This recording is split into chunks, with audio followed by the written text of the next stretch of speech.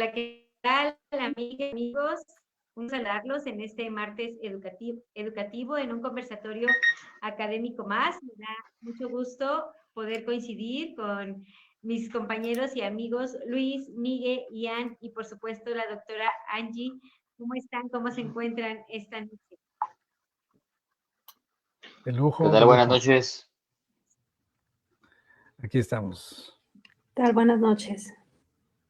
Muy bien, qué bueno, qué gusto ver un programa con tanto participante, con tanto talento. La verdad que yo aprendo mucho de ustedes, de todo lo que ustedes nos comparten.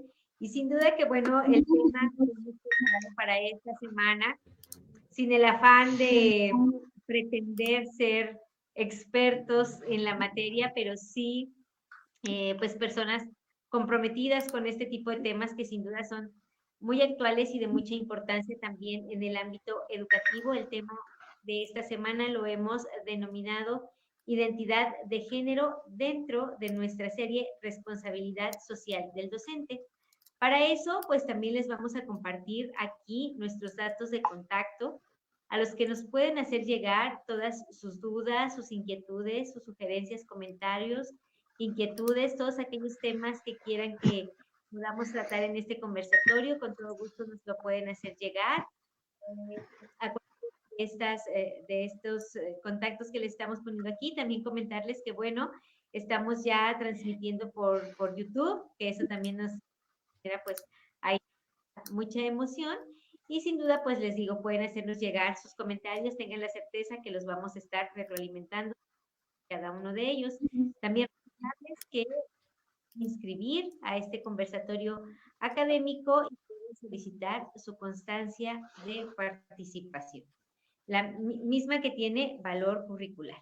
Y bueno, pues ciertamente, como lo decíamos en un inicio, para entrar ya de lleno en materia, pues el día de hoy vamos a hablar de este tema denominado identidad de género, sin el afán, ¿verdad?, de pretender ir más allá de lo que en realidad tiene que ver con todo lo relacionado al tema y, por supuesto, que la identidad de género ha permeado también la agenda educativa, no solo a nivel local, sino también a nivel global. Y para ello, pues le voy a Miguel que nos haga favor, como ya es costumbre, pues de darnos esa idea introductoria de este conversatorio, de ponernos en contexto, Miguel, por favor. Y bueno, así seguiremos con todas y cada una de las participaciones de mis compañeros. Adelante, Miguel, te escuchamos. Claro que sí, Esvidi, muchísimas gracias. Buenas noches a todos. Hoy voy a iniciar de tal forma que Luis es de los que más le va a agradar este inicio, porque voy a empezar por como le gusta iniciar a Luis, por los conceptos y su definición. Y es que la gente suele confundir identidad con personalidad. En el platicar continuo, en el cotidiano, se mezclan estos dos, pero al menos desde la filosofía son muy distintos y me gustaría iniciar por ahí. Y es que el ser humano tiene una dimensión social. El ser humano tiene relaciones sociales, interpersonales, vive en una ciudad. De hecho, diría Aristóteles, ningún ser humano se puede hacer fuera de la sociedad. Somos lo que somos por la sociedad en la que vivimos, ¿correcto? Y luego tenemos otra dimensión, una dimensión cultural, que es la que se encarga de hábitos, tradiciones, costumbres, creencias, ideologías, etcétera. Todo lo que diferencia a cómo se comporta una persona de otra. Ahora, ¿qué tiene que ver esto con el tema de la identidad y la personalidad? Que la sociedad crea identidades, mientras que la cultura crea personalidades. Porque la sociedad nos pone un nombre, nos pone una etiqueta, nos pone un apellido, nos pone una nacionalidad. Las identidades son palabras, son sinónimos o adjetivos que intentan únicamente como diferenciarnos del resto, pero que no dicen quiénes somos. Una identidad no nos define, solo nos diferencia. En cambio, la personalidad, que tiene que ver con cómo pienso, cómo actúo, cómo me comporto, eso sí es quien yo soy. Entonces, cuando creemos que la identidad que la sociedad me asignó es lo que soy, pues ahí entramos en una crisis de identidad. Porque no, o sea, si la gente me asigna una etiqueta no significa que yo sea tal cual. Un ejemplo sencillo, Como saben, yo soy ateo, pero me llamo Miguel Ángel, que viene a significar algo así como mensajero enviado de los dioses. O sea, yo soy un ejemplo de que identidad y personalidad nada que ver, ¿no? ¿Correcto? Entonces, nosotros como profesores que tenemos que cumplir con nuestra responsabilidad social es mejorar el tema de las etiquetas, porque nos llegan chicos con falta de autoestima o con una autoestima baja, nos llegan chicos que sufren bullying, han sido bulleados o generan. Todo esto tiene un solo origen, problemas de identidad. No hemos visto que entra el chico nuevo al salón y antes de siquiera preguntarle cómo se llama, ya estamos pensando cómo le vamos a decir. A mí no me importa cuál sea su nombre, ya estoy pensando, mira, le vamos a decir el flaco, no, le vamos a decir el gordo, porque inmediatamente le asignamos etiquetas, etiquetas, etiquetas.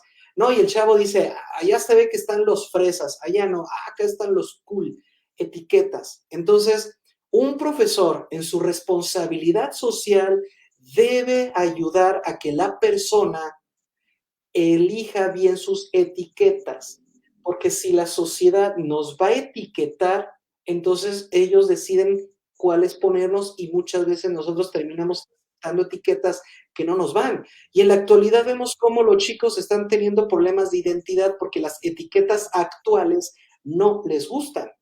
Estamos viendo gente que en tema de género no les gusta ya el término binario él, ella. Y entonces están proponiendo nuevos términos, nuevas etiquetas, nuevas formas de identificar. El profesor debe de tener mucho cuidado y ayudar a resolver este tema, porque imagínense, ¿qué pasa cuando el profesor no ayuda a la identificación o a la elección correcta de la etiqueta? Luego, con el paso de los años, podemos estar teniendo problemas sociales que pudimos haber resuelto desde el aula. Bueno, me extendí demasiado en la introducción, pero básicamente pongo eso sobre la mesa, ¿no? Esa es mi postura. Que el profesor, claro que debe de ayudar a que el alumno se identifique con algo, con un país, con una cultura. A veces hasta yo he escuchado gente decir, es que yo por ser mexicano no he hecho, pero si fuera de otro país no es cierto. O sea, ¿de dónde sacamos que la etiqueta mexicano significa que mi personalidad es mala, que soy un ignorante, que soy un culto, que prefiero la borrachera o cuando nos etiquetan como hombres que dicen, es que seguro va a ser infiel, es que seguro es, a ver, no. Necesitamos los profesores ayudar a que los chicos entiendan que no se trata de crear etiquetas nuevas, se trata de redefinir las actuales, ampliar el concepto, agregar nuevas características para cada vez incluir a más. Pero dije que ya me iba a callar y seguía hablando más. ¿Qué opinan ustedes sobre este tema de la responsabilidad social y sobre todo el tema de la identidad?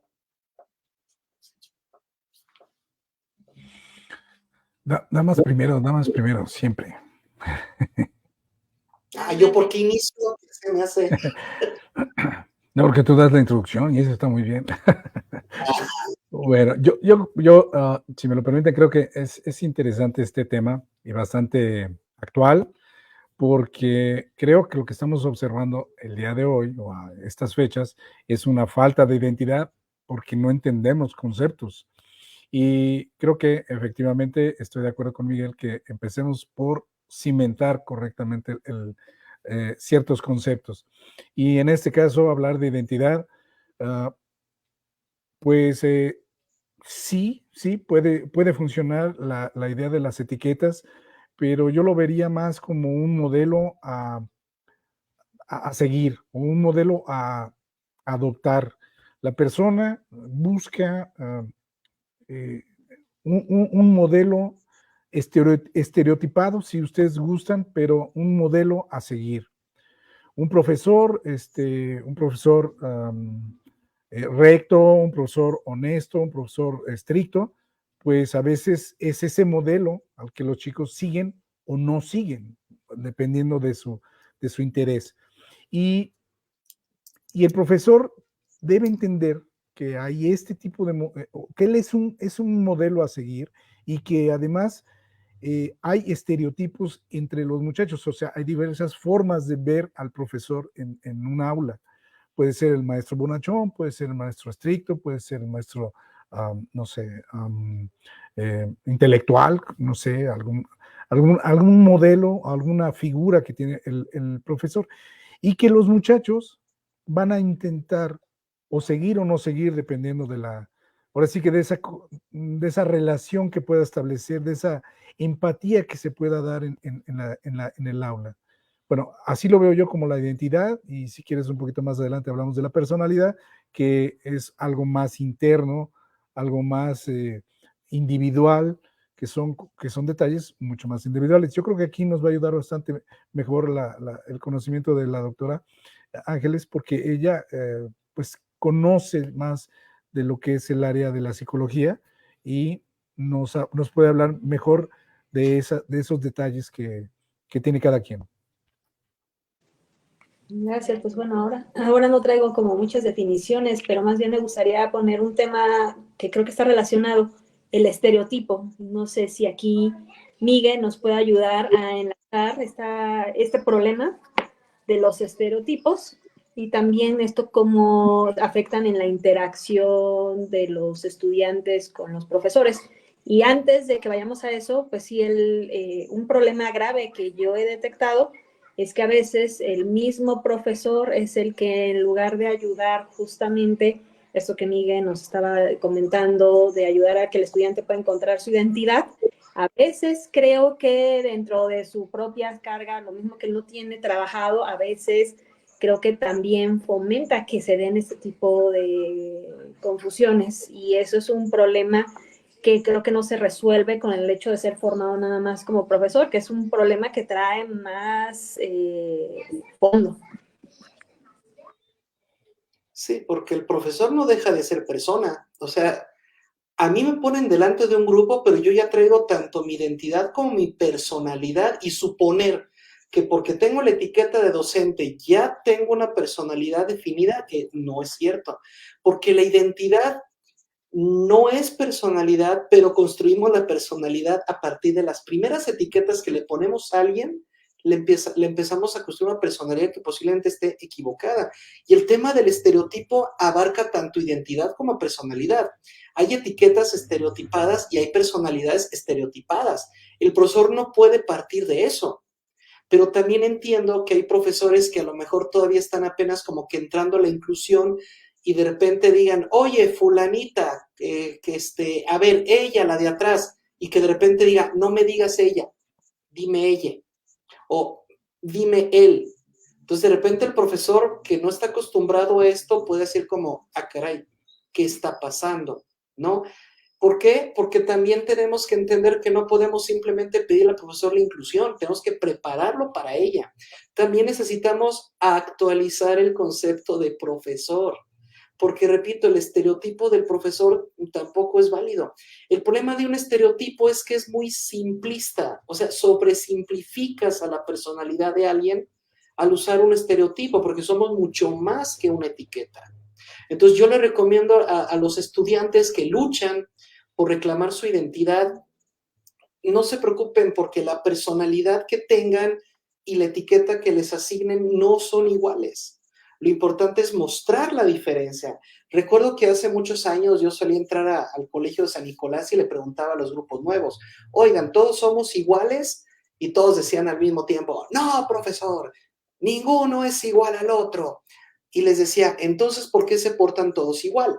Y se hace un silencio absoluto en el salón, porque cuando tú te asignas una etiqueta, te comprometes con la etiqueta. Entonces debemos de tener mucho cuidado de cómo quiero ser llamado, percibido, diferenciado de los demás. Si no, lo que dice Angie, jamás rompo con un estereotipo si no muestro mis diferencias. O sea, por ejemplo, que yo me ponga en mi plan de, a ver, no quiero que me digan profesor, quiero romper con esa idea, díganme Miguel. Pero la primera de cambio es que el grupo se me sale, hey, silencio, que soy el profesor, por fin. Primero digo que no, pero cuando se me sale el grupo de control, ahora sí exijo. Pero recuerden que aquí el que manda soy yo. ¿Me entienden? No podemos simplemente decir, voy a cambiarme la etiqueta. Tengo que ser congruente con ese título que estoy pidiendo. Y lamentablemente, este problema de la identidad afecta al profesor y afecta a los estudiantes. Si queremos romper con los estereotipos, no es exigiendo una identidad nueva, es mostrando las diferencias. Pero pues no sé qué opinen ustedes sobre esto, porque sí es un tema que afecta mucho el rendimiento escolar, porque la escuela, el grupo tiene que ser una mini sociedad. El maestro tiene que hacer que los alumnos se metan al salón pensando que esa es una mini sociedad, ¿correcto? Entonces, si el maestro va a ser el primero que va a etiquetar, a ver, tú el panzón de atrás, hazte para acá, pues ya empezamos mal. A ver, tú, la chismosa, tú sí, ya cállate la boca. ¿Te fijas? Empezamos con etiquetas, etiquetas, etiquetas, etiquetas, y empezamos a dividir el grupo y empezamos a estereotipar. Y eso que no hemos tocado el tema delicado de un profesor machista u homofóbico, ¿eh? Porque ahí sí, esto se nos sale de control. Pero bueno, ¿cómo ven ustedes? Yo nada más me gustaría hacer un comentario que justamente con esto que ustedes nos comparten es que entre los 2 y los 17 años, de acuerdo a lo que yo estuve leyendo y justo después de esto que nos compartes, Miguel, es cuando muchos de estos jóvenes prefieren justamente esconder su identidad y sus preferencias justamente por el temor a ser víctimas de violencia, ¿no? Un poco lo que pues, su experiencia nos puede compartir. Y bueno, ¿qué sucede con eso? Que también ya hay deserción escolar y obviamente pues truncan sus carreras, etcétera, por este miedo, se pudiera decir, ¿no? A como tú lo decías ahorita, no, a mí no me digas ella, a mí dime él, ¿no? O este tipo de cosas, y prefieren no hacerlo, y como eso también va generando socialmente, quizá en el aula, socialmente en la comunidad, etcétera, pues una serie ahí también como de desquebrajamiento, si se pudiera comparar, ¿no? Con eso.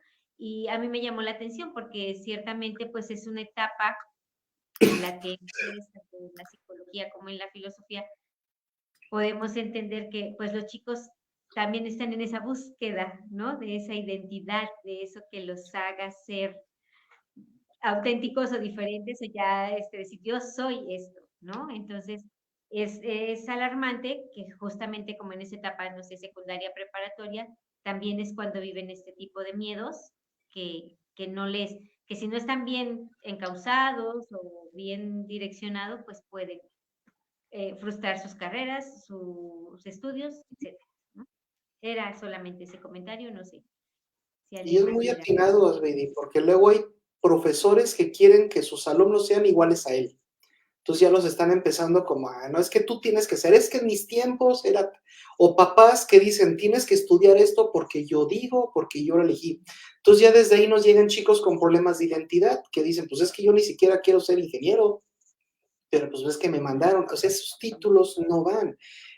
Decimos que lo que nos da uno es una educación universitaria es un título, y un título es una etiqueta, un título es una identidad. Entonces, si yo no tengo cuidado o mi profesor no me ayuda a orientar qué es lo que yo voy a hacer de mi vida, qué es lo que voy a estudiar, voy a ser un médico, un filósofo, un abogado, porque ahorita tenemos psicólogos, filósofos, ingenieros, administradores, comunicólogos, y les apuesto que cada uno en sus carreras tiene sus propios, ¿cómo decirlo? Sus propios, esa fue la palabra, nuestros propios clichés.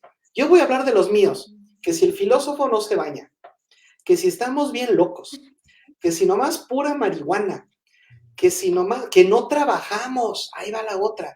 Y te apuesto que cada una de las carreras que están aquí, entonces yo digo, ¿cuál es la única forma de demostrar mi identidad como filósofo si no es con mi trabajo de filósofo, ¿no? Pero yo tuve que pelearme porque no quise ser matemático y con el tío porque no quise ser psicólogo y con toda la familia porque no quise ser religioso. Adelante, Angie. Ahí va otra reflexión y es una pregunta que les pongo a ustedes cuatro. Es, ya que estamos hablando de este tema, ¿qué opinan acerca del uso del uniforme escolar?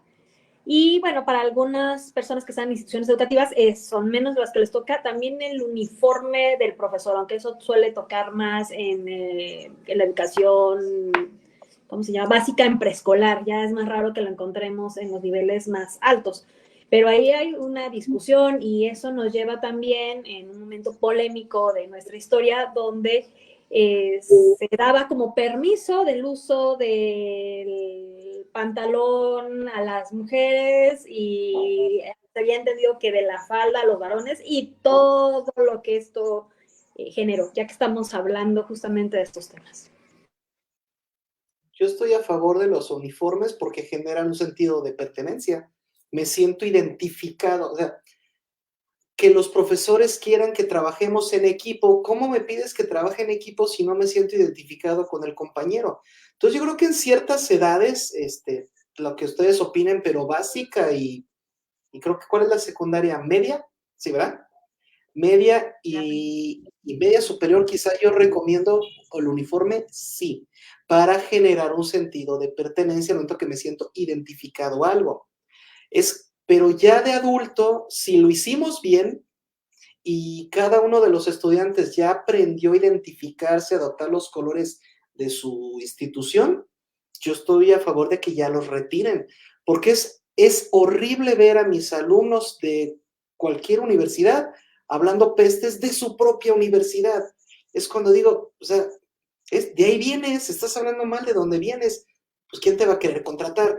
Entonces yo sí estoy a favor de cualquier cosa que ayude a generar un sentido de pertenencia, a crear afinidades, a crear sentido de identidad. Yo creo que el uniforme no hay ningún problema. Ahora, no estoy tomando el tema económico, que ese es otro factor importante, porque los uniformes son caros y se vale porque también es un negocio y hay quienes viven de hacer uniformes y obviamente se respeta.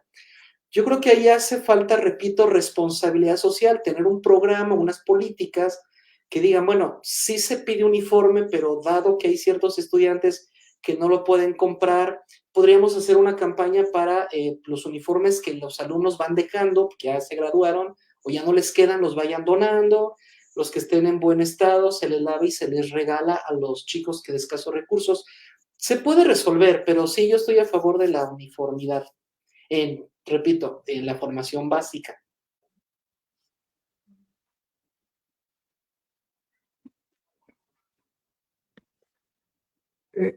Bueno, si ustedes me permiten, creo que ahorita los estoy escuchando y estoy tratando de armar aquí una serie de ideas, una serie de rutas. Y a mí se me hace que es muy, sería muy necesario que nosotros pudiéramos explicar rápidamente, aclarar a nuestro público que nos está viendo, que esto de la identidad tiene que ver con elementos y características que están en el exterior, con las cuales yo adopto o que yo quiero adoptar como individuo. Es decir, la mexicanidad, ¿cómo se dice?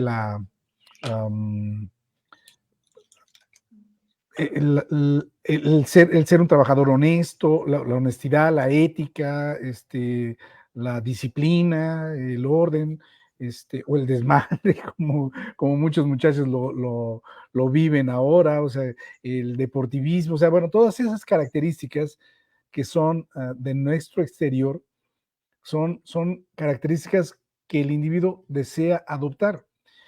Y nosotros en la sociedad vamos construyendo, hablando de sistemas que ya platicamos la semana pasada, nosotros vamos construyendo ciertos sistemas, el sistema educativo, el sistema deportivo, el sistema religioso, y los vamos construyendo con ciertas características que la gente adopta con esa voluntad de tener un sentido de pertenencia, es decir, pertenecer a eso.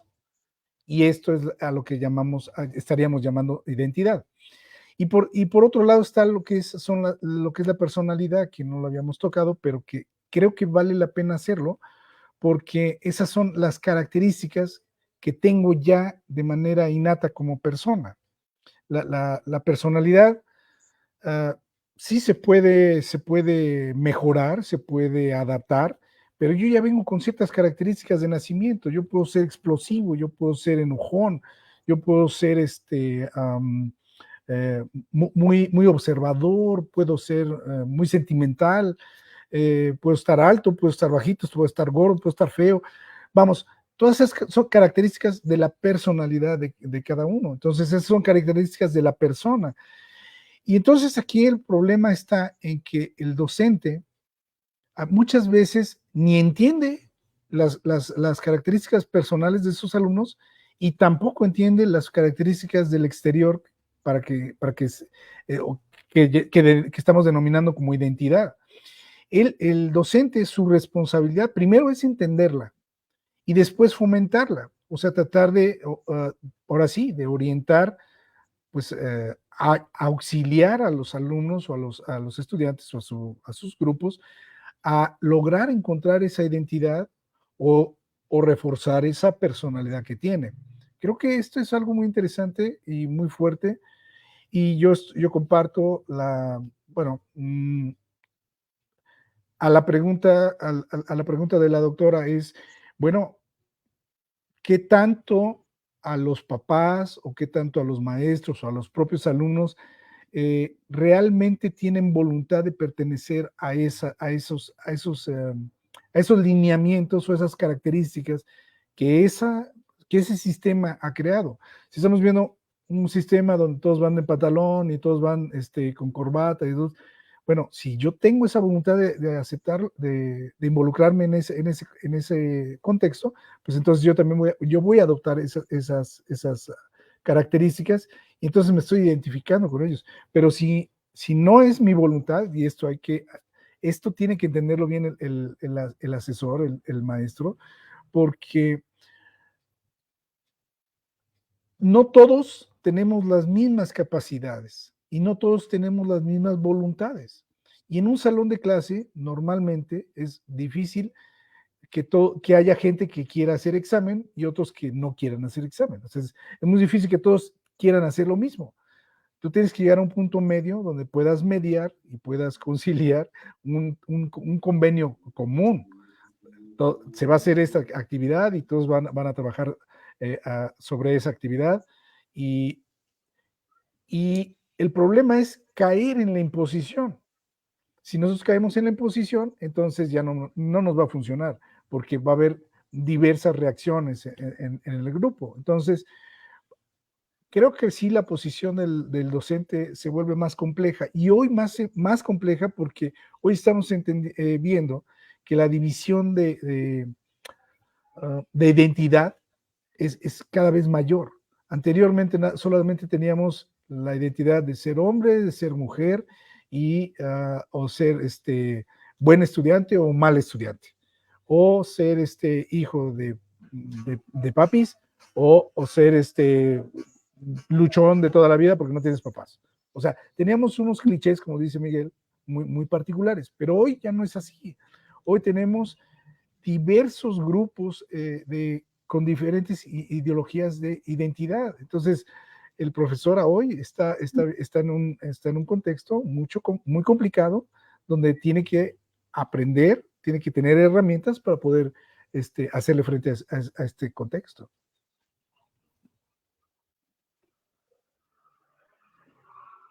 Sí, porque solo estamos hablando de género, ¿no? Bueno, hablamos primero de las etiquetas en general, pero ya que mencionan el género, ahora sí vamos a problematizar más por el tema del uniforme. O sea, si yo me considero varón, pero soy niña, entonces me piden que use falda, pero entonces yo no estoy de acuerdo con la etiqueta niña, entonces, y ya es donde empieza el conflicto. Entonces, aquí es donde quiero subrayar lo que decía Luis, de que la identidad siempre es exterior, porque sí, como te ven, te van a etiquetar, porque la personalidad es interna y tarda mucho en mostrarse. Entonces, sí te van a juzgar por el exterior. Yo no veo ningún problema en que me juzguen por el exterior al inicio, porque no hay de otra. Tenemos que juzgar a fuerzas por lo primero que percibimos, y ya después podemos hacer modificaciones. No sé, si yo fuera prefecto de una secundaria y digo, a ver, niños aquí, niñas acá, y unos se me quedan en medio, yo debo de preguntar, a ver, dije niños aquí, niñas allá.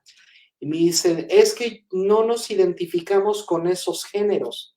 Ah, no hay ningún problema, solo es por orden. Mira, pásate aquí, pásate allá. Y ya.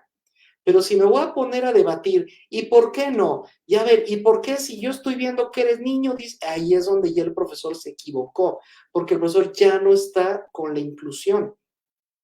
A mí me parece que lo que hay que hacer es pedirle al estudiante que baje su resistencia, que no esté a la defensiva todo el tiempo, pero es necesario que el profesor no quiera forzar una identificación obligatoria. Tenemos que abogar por la libertad de identidad sin caer en el error de entonces ahora crea todas las identidades que te den la gana. Simplemente tener más amplitud. Por eso el consejo que le damos a los docentes es que hagamos de nuestro salón de clases el lugar más inclusivo y seguro posible. Evitemos que si se pone una etiqueta, que yo veo que ya se sintió mal el muchacho, hey, no le digan así. Si yo veo que el chico se ríe hasta dice, no, díganme así, porque hay chicos bien relajados que dices, así me dicen en la casa también. Por ejemplo, tengo una alumna ahorita que pasando lista le dije Lupita y me dijo Guadalupe. Y yo dije, ok, muy seria. Le dije, oye, ¿cómo quieres que te diga? Guadalupe. ¿Qué hice? Señora, sí, señora, porque ella así se quiere identificar. Punto. A lo mejor Certo se aburrió de Lupita, no sé, ella dice Guadalupe. Y aunque suene para mí muy fuerte, muy rudo el Guadalupe, y tarde más en decirlo, ella decide que así se le etiquete. Yo creo que tenemos que crear eso, ambientes de inclusión y de seguridad, donde si el chico dice, yo aquí me quiero sentir niña, adelante. Porque no se trata de obligarlo a que sea un hombre. Si decide ser niña, entonces vamos que sea una buena niña, una niña estudiosa, una niña que respete, una niña educada. Aquí el tema es cuando ni siquiera ellos se están etiquetando bien. Y aquí es donde ahora sí se pone mucho más complicado. Porque estoy poniendo ejemplos de suponiendo que el estudiante se sabe etiquetar. Pero cuando es por moda o es por confusión, ahí es donde el maestro no puede simplemente decir, ¿quieres que te diga niña? Ándale, pues te voy a decir niña.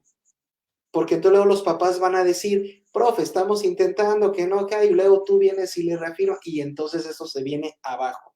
Entonces, ¿qué opinan ustedes de que el conflicto ya ni siquiera es de etiqueta o de identidad, sino cómo puedo yo como profesor ayudarle a mi estudiante a que acepte su identidad y no esté repitiendo etiquetas que ha visto en otros lados? Porque me ha pasado estudiantes que de repente los vi muy etiquetados en la escuela, luego me los topo ya 4 o 5 años más grandes y completamente cambiados, y su respuesta es, no, profe, es que fue una etapa, pero ya la pasé. Como los famosos emos, ¿no? Que pasaron de moda muy rápido, pero se etiquetaban, o los darks, o los góticos, y de repente tú los ves y ya, con colores neones, con colores muy, muy luminosos. Entonces, ¿qué opinan ustedes? ¿Cómo puede el maestro ayudar a que el alumno se identifique de manera correcta? ¿Cómo ven? Adelante, doctora. Voy a hablar de lo que hacemos.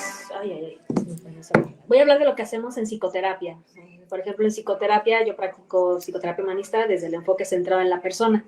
Y bueno, quien es el creador de este enfoque es Carl Rogers, y él nos habla de estas 3 actitudes básicas: la empatía, la congruencia y la aceptación positiva e incondicional de la persona. Entonces, es desde como yo entiendo la empatía, y eso se puede llevar, porque también existe el enfoque centrado en el estudiante, aunque después sí nos dijeron, enfoque centrado en la persona, no importa, estamos trabajando en el área clínica, estamos trabajando a nivel grupal, estamos trabajando desde una institución educativa o estamos trabajando desde las organizaciones. Finalmente lo que vemos son personas. Y entonces así vamos muchísimo más allá de toda clase de etiquetas o de todo, los estereotipos. Acepto a ti como persona, lo cual significa que separo tus conductas, tus comportamientos, y es a ti persona, a ti es a la que te acepto. Y entonces es un ejercicio de modelaje donde te acepto y así te llevo a que después tú puedas adoptar estas 3 actitudes en ti mismo y luego esas 3 actitudes hacia los demás. Suena un poco utópico y no es sencillo de llevar. Primero en el ponerse en los zapatos del otro como si fuera el otro. Y entonces eso también nos ayuda a evitar violentar a la otra persona. La congruencia, que es también bastante difícil de poderla llevar desde lo que digo, pienso, hago y siento. Y la otra tiene que ver, es cómo le hago, cómo ¿cómo voy a ayudarte a que salga de ti la persona que realmente eres? Dado que la sociedad te ha ido moldeando, te ha ido poniendo pues mandatos que no te ha quedado más remedio que seguirlos, y al final de cuentas nos damos cuenta, o sea, al final de cuentas no le acabamos de dar gusto a todas las personas, vas a quedar bien con unos y vas a quedar mal con otros, y entonces eso nos hace llegar en un estado de incongruencia que a veces es lo que te lleva a un proceso, porque es, bueno, ¿quién finalmente soy? En Gestalt hablan de la metáfora de la cebolla, donde van quitando capa o sea, capa a capa hasta llegar al centro para llegar realmente a la persona que realmente se es. Entonces creo que este ejercicio de aceptación más allá de las características se empieza a hacer como una práctica habitual, primero con nosotros mismos, de un ejercicio de autoconocimiento, luego llevarlo con nuestros seres más cercanos y después llevarlo a nuestra área laboral, en este caso las aulas o desde el trabajo administrativo, desde la posición que cada quien esté en las instituciones, creo que sería como un buen comienzo. No sé ustedes qué opinan. Yo estoy completamente de acuerdo porque efectivamente cuando nosotros empezamos a aceptar, ayudamos a que la persona se acepte también. Porque a veces, muchas veces no es que quieran ser así, sino creen que así es como van a ser aceptados. Eso a los que son sumisos. Ahora, los que son más reactivos van a intentar todo lo contrario como para mostrar su rebeldía. Si el profesor llega fingiendo lo que tampoco es, puede condicionar de manera equivocada estas reacciones. Yo llego siendo yo, siendo Miguel, y yo soy así, tengo mi personalidad y tengo mi forma de ser, de pensar y de sentir.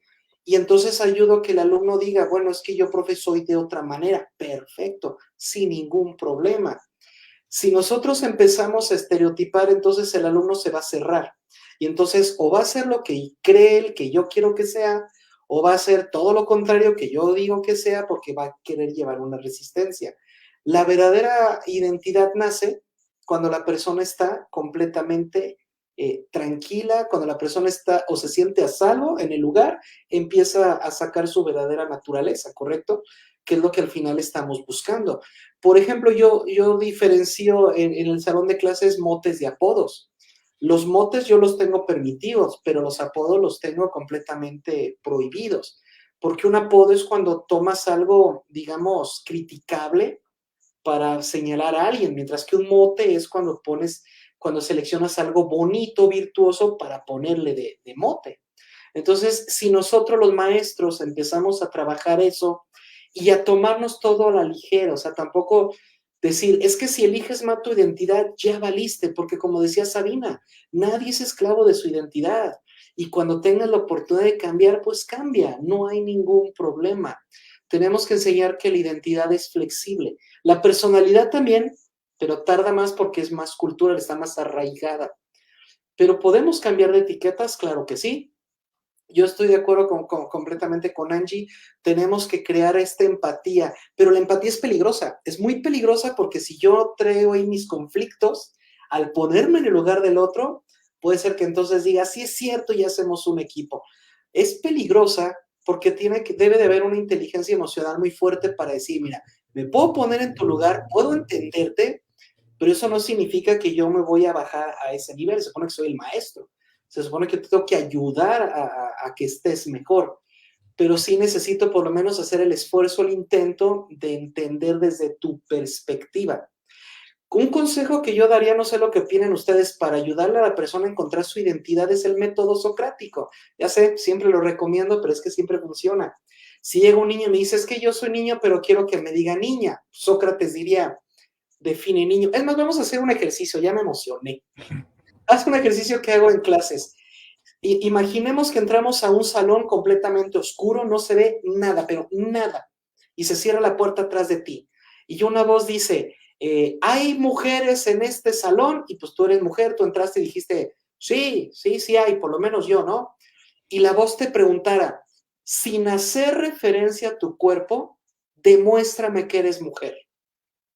Sin hacer referencia a tu cuerpo, ¿cómo le harían? Dirías la voz, eso es hacer referencia a tu cuerpo y además se puede fingir. ¿Qué otra? Está oscuro, no te puedo ver. A lo que voy con este ejercicio es a señalar que la separación de género solo es biológica. Pero cuando hablamos en términos culturales, en términos educativos, en términos humanistas, no hay géneros, porque en realidad no hay nada que nos separe al hombre de la mujer. En términos culturales, somos iguales. Solo hay diferencias biológicas. Y yo creo que si les hacemos este tipo de ejercicio, les hacemos ver, es que no estés luchando por llamarte niño, por llamarte niña. Lucha por ser un excelente ser humano. Lucha por dejar huella, lucha por tu trascendencia. ¿Qué importa, niño, niña? Pregúntate qué hiciste con tu vida. Pero bueno, me emocioné, es lo que yo comento.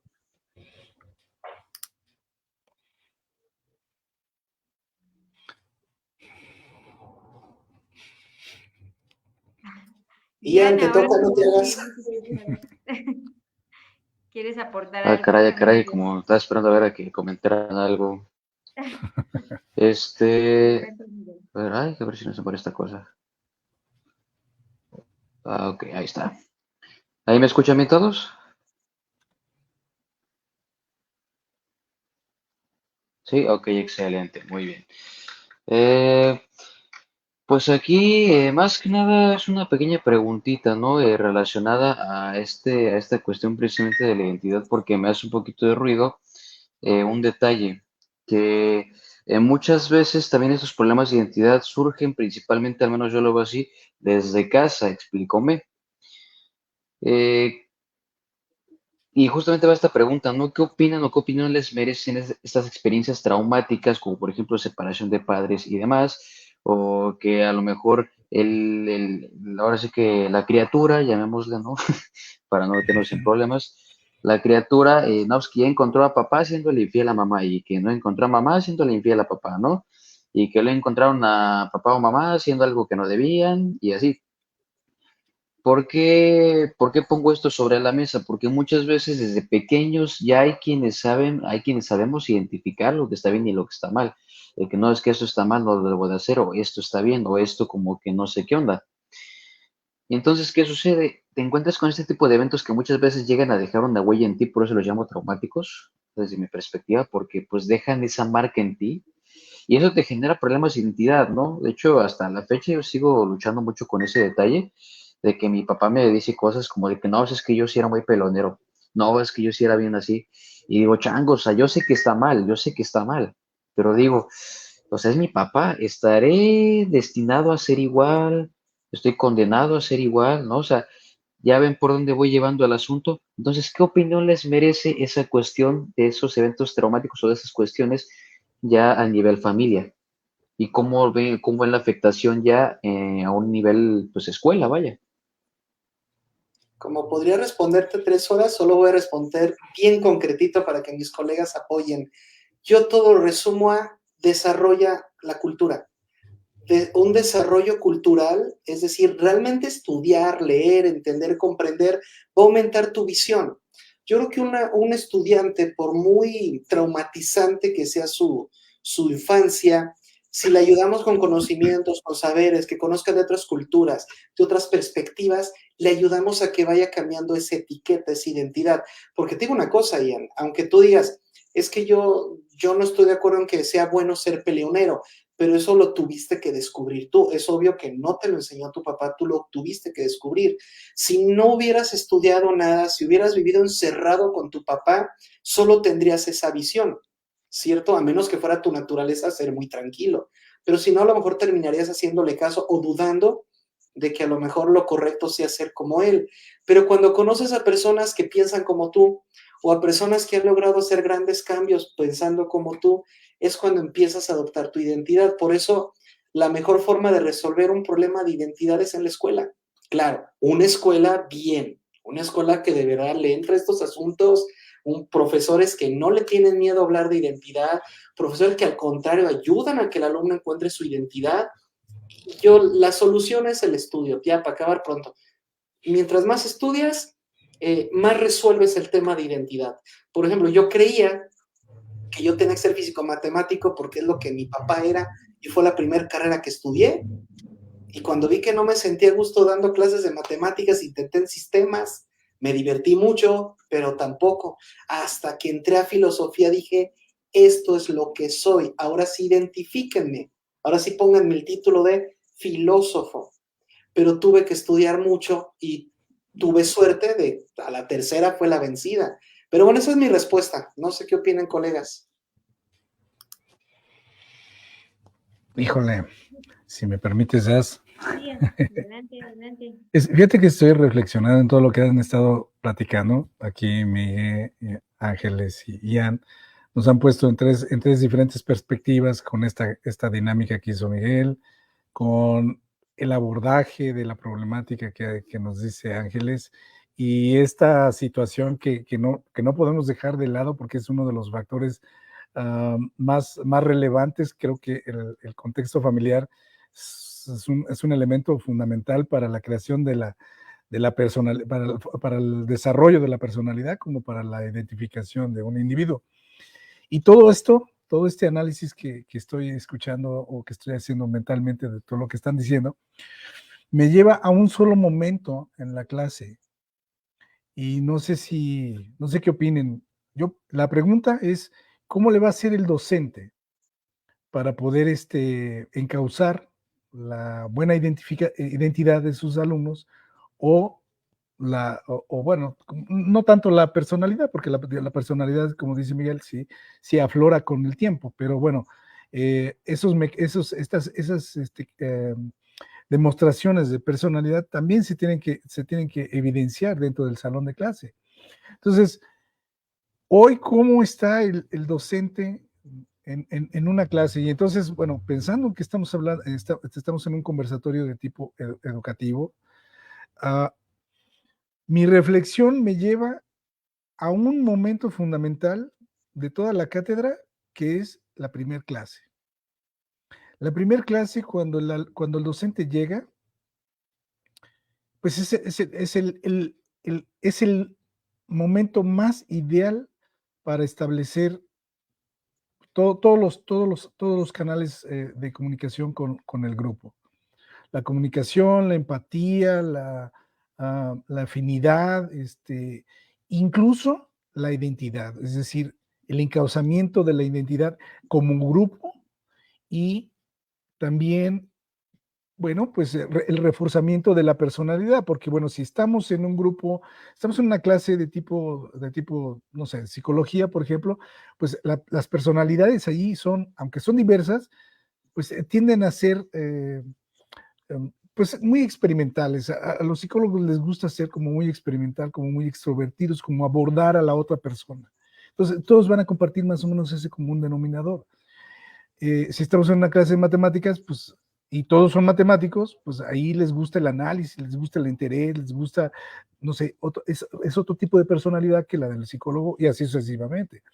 Entonces, pienso que un profesor que sabe de esto que estamos platicando, el único momento que tiene para realmente pues, crear ese contexto para poder encauzar, para poder realizar todo esto que estoy mencionando, es la primera clase. El problema de la primera clase es que todo mundo está nervioso. Todo mundo está nervioso y todo está escondido. Creo que ese es el momento, bueno, si el docente que nos está viendo puede comprender esto que estoy mencionando en el sentido de que ese es un momento de verdad. Hay una teoría ahí de los momentos de verdad, pero este es uno de esos. Este es un gran momento para él. Debería de prepararse para ese momento, porque ese momento le va a permitir establecer lo que quiera con su grupo. Pero si ese momento lo pierde, si pierde esa oportunidad, pues va a batallar bastante con el grupo, porque el grupo poco a poco va a ir sacando su personalidad, se va a ir identificando con los clichés o los estereotipos que existan y se le va a complicar. No hay, creo yo, no hay como ese momento de verdad en el cual sea honesto, sea puro, sea ético y diga que él va a dar una clase, él o ella van a dar una clase, va a compartir conocimiento va a buscar que todo el grupo aprenda el conocimiento o que se reparte el conocimiento entre todos, incluyendo él. Y esa honestidad o esa forma de ser humilde también puede crear una buena empatía, un buen contexto de empatía con todo el grupo y podemos lograrlo eso. No estoy tan seguro que en otros momentos de las clases o del curso, digamos, hablando de todo un curso, se pueda lograr, mucho menos en los momentos de examinación, porque es cuando odian al profesor, etcétera. Pero creo que ese es el mejor momento y quizá los primeros días para poder lograr esta parte. Bueno, ese sería uno de mis consejos y sería una de las reflexiones, incluyéndolos, a dar oportunidad a platicar de esos casos difíciles o de esas cosas tan pues tan sensibles como los casos que nos acaba de comentar Ian. Yo lo haría en esa primer clase, que es el mismo ejemplo que yo decía la semana pasada. La chica entra embarazada y me dice, me acabo de embarazar y tengo problemas y me van a matar en mi casa y me voy a morir. Docente, no puedes no hacerle caso a un alumno. Sí, tienes que hacerle caso, no involucrarte, porque no le vas a resolver, no le vas a mantener al niño, no le vas a resolver las cosas, no, escucha a esa persona para que puedas en ese momento poder encauzar a esa persona. Que se identifique que ahora va a ser mamá, etcétera, pues sí, ni modo. Entonces, pero ese es un momento importante. Y es mi consejo para los profesores. Que se preparen para ese momento. Estoy de acuerdo contigo, Luis, porque si desde el primer día pones las reglas, no significa que no después vayan a haber otros momentos de verdad, pero sí, por ejemplo, desde el primer día decir, a ver, chicos, les voy a encargar, por favor, que mucho respeto. Por ejemplo, yo doy religión, o sea, yo les comento, yo soy religioso, mi religión es el confucianismo, que es una religión atea. Pero dar religión en México como ateo es un poquito complicado. Me ha costado incluso universidades que me han negado dar clases porque me dicen, no contratamos gente atea. Así me ha pasado en México. Pero imagínate lo que es para mí llegar a dar clases de religión, donde enseño 18 religiones distintas y este tema. Entonces yo les digo, por ejemplo, ¿saben qué? No es una clase de teología. Entonces, no venimos a demostrar la existencia de ningún Dios ni a negarlo. Entonces, mucho respeto a las religiones. 2, no venimos a ver qué religión es mejor que la otra.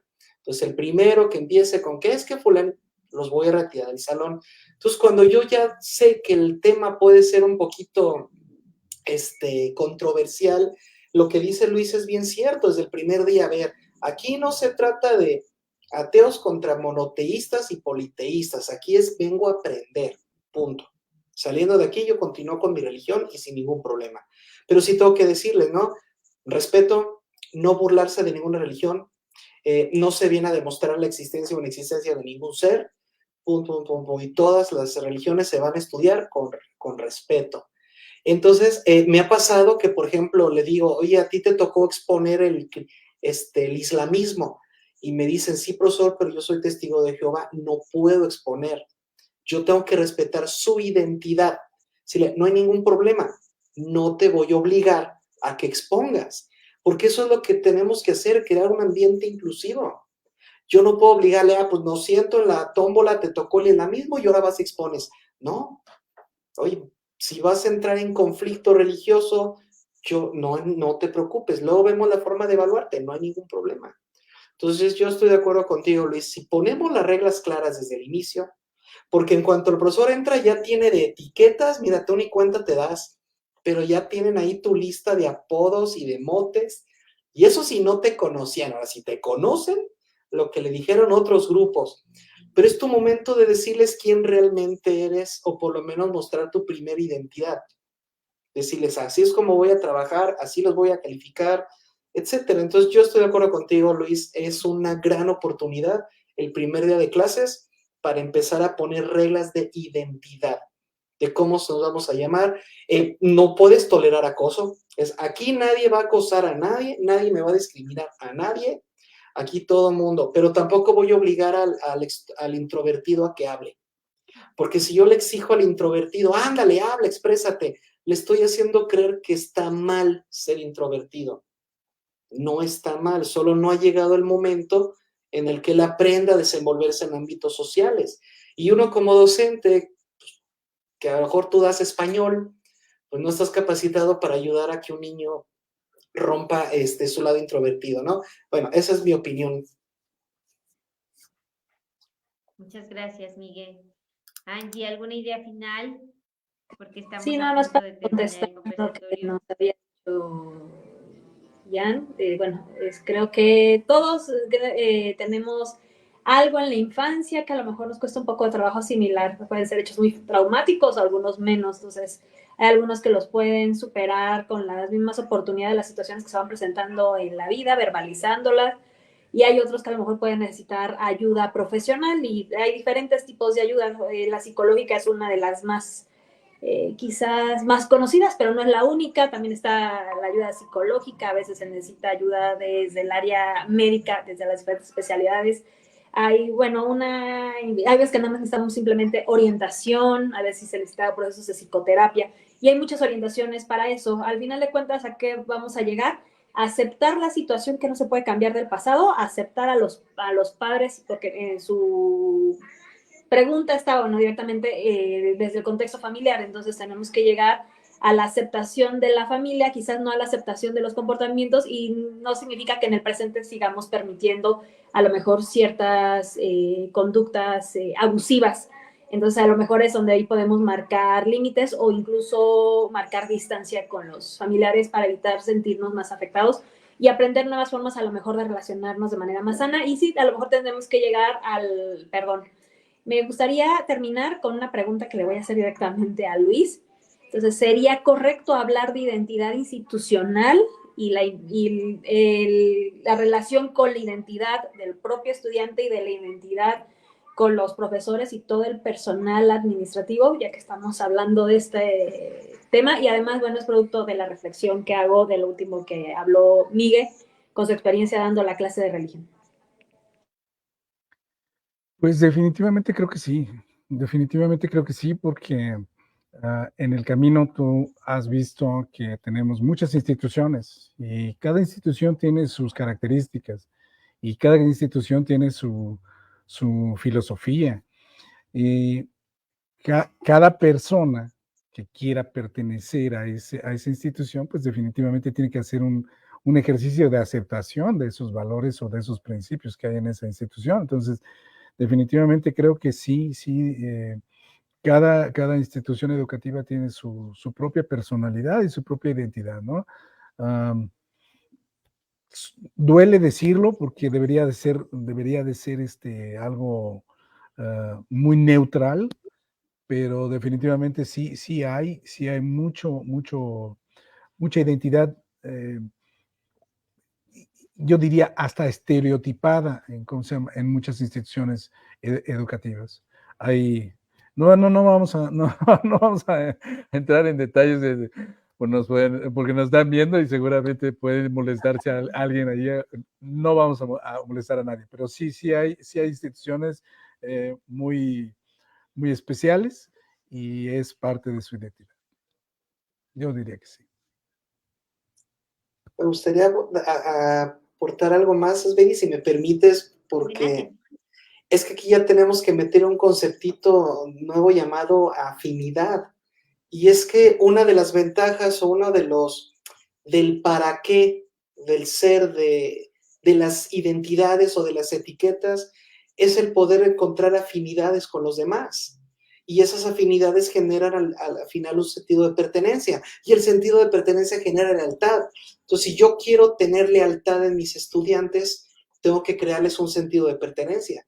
Y ese sentido de pertenencia es creado por la afinidad, pero las afinidades son descubiertas a partir de las etiquetas.